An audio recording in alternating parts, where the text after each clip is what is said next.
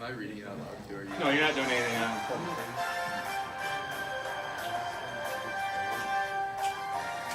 Hello, everybody. Welcome to the Ike Madness Studios. Ike Madness 2019, ready to kick off.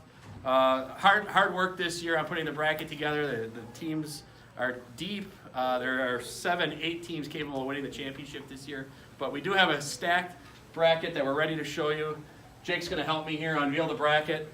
Let's get started. With the number 1 overall seed is testosterone. Yeah.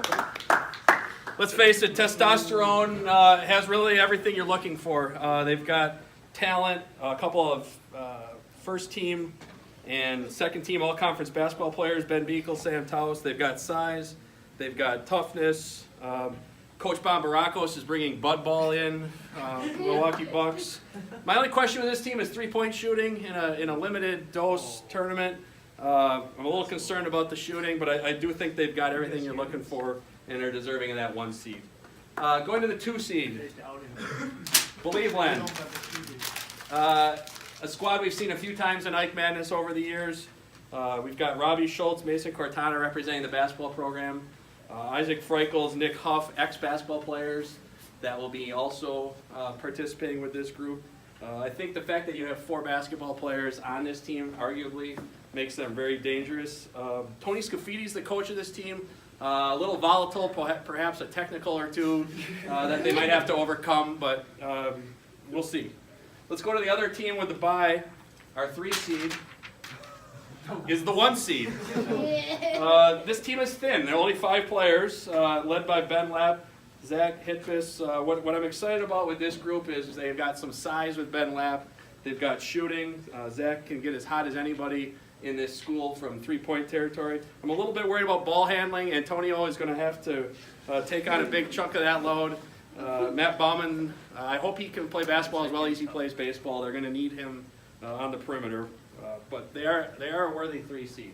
All right, so let's get in. Those are the 3 teams with byes. Let's get into teams now that are playing early on Tuesday, starting with number 8 seed. What are you doing, Step Bro? This group is represented by Eli Helke. Eli, let's get a shot of Eli. Eli's in the room here joining us today. Eli is the elder statesman of this group, the old player playing with Joe Peters, Tommy Colburn, Quentin Loyo, Dominic Garza. I think this is a toss-up 8-9 game. We'll talk a little bit more there. A little worried about the offense here. This team will be able to defend. They're young, but they're going to have to find some shots from somebody. They're going to be playing in this 8-9 game. Ligma Ben Paris. Again, a young team. This is Andrew Lockett, RJ Connell, Adisa Paris. Okay. I'm a little concerned about rebounding. Adisa is probably the only guy there that's going to get rebounds for this group. If they get into this game with testosterone, they're going to be at a massive size disadvantage. But, you know, if Lockett and Connell can get hot, you never know. They can pull off that upset. All right, let's go to the 4 seed. Dabadudes. Dabadudes represented by Josh Whitty. We got Josh here joining us today.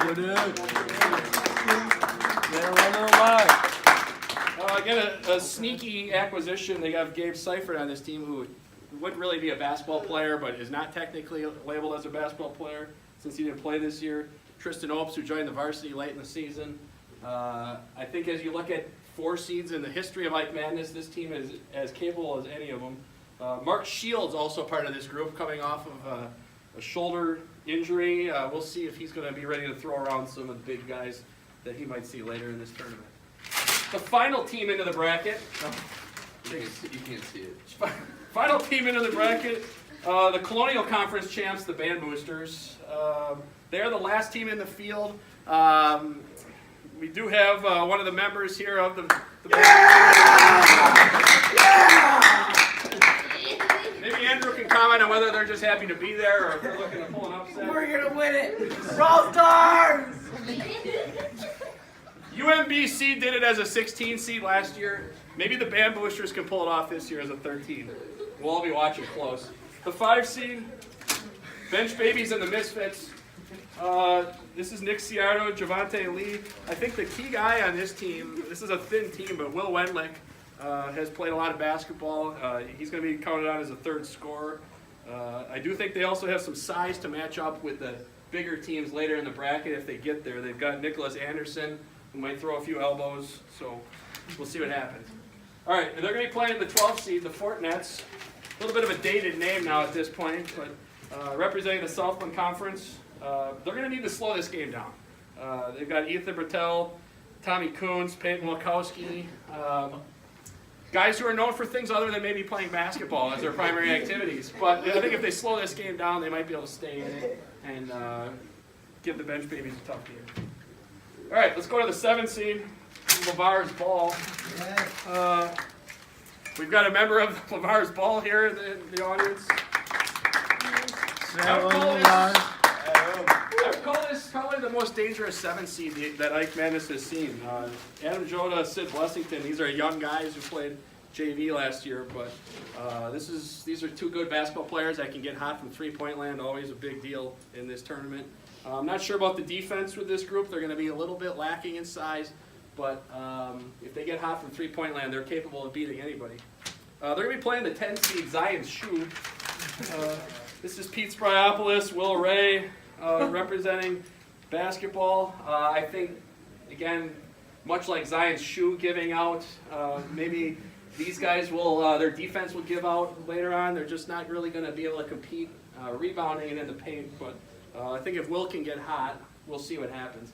All right, and then the last first-round matchup, our 6th seed Ball MG.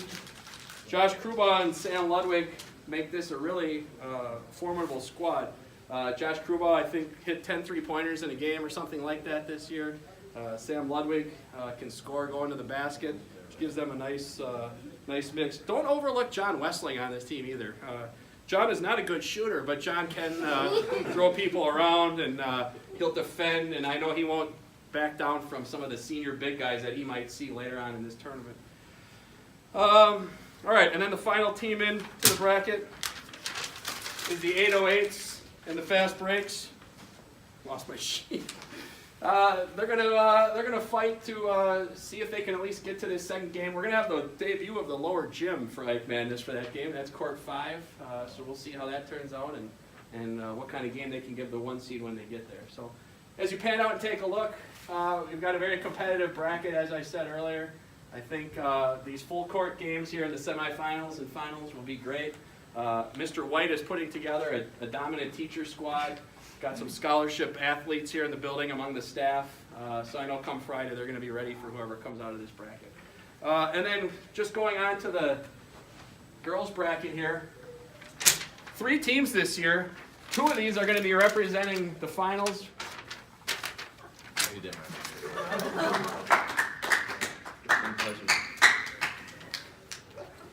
The 1 seed, girls who can do both. The 2 seed are the trophy wives. And the 3 seed, the Jersey Night Kids. Yeah.